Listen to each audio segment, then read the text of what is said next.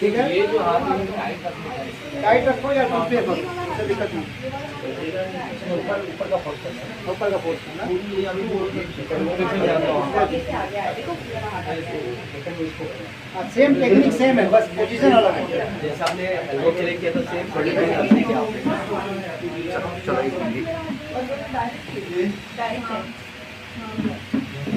Next technique भी देख लो, आ जाओ इधर एक बार। ये फेमस टेक्निक है, यूट्यूब पे बहुत लोग को आपने देखा है करते हुए।